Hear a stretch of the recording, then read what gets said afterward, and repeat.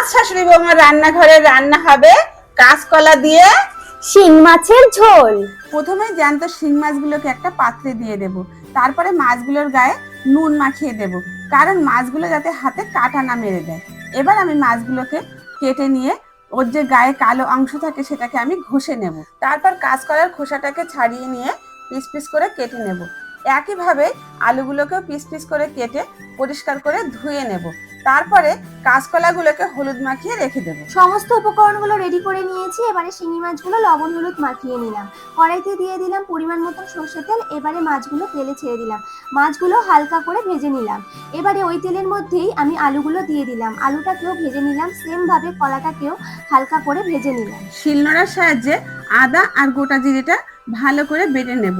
তারপর কাঁচা লঙ্কাগুলোকেও বেটে নেব। আবারও কড়াইতে পরিমাণ মতো সর্ষের তেল দিয়ে ফোড়নে দিয়ে দেবো তেজপাতা আর গোটা জিরে। তারপরে আদা আর যে জিরে বাটাটা ছিল সেটা দিয়ে হালকা নাড়িয়ে নিয়ে পরিমাণ মতো লবণ আর হলুদ দিয়ে মশলাটাকে ভালো করে কষিয়ে নেব। তারপর ভেজে রাখা কাঁচকলার আলুটাকে দিয়ে কষিয়ে নিয়ে পরিমাণ মতো দিয়ে দেবো জল। তারপরে ঢাকা দিয়ে দেবো। ঠিক 10 মিনিট পর ঢাকনাটা খুলে কাঁচকলা আলুটা সেদ্ধ এলেই ভেজে রাখা মাছগুলো দিয়ে কাঁচা লঙ্কা বাটাটা দিয়ে নাড়িয়ে চাড়িয়ে নিলেই রেডি আমাদের কাঁচকলা দিয়ে শিঙি মাছের ঝোল। চলো এবার একটু শাশুড়ি মাকে টেস্ট করানো যাক। কেমন, ভালো তো? দারুণ।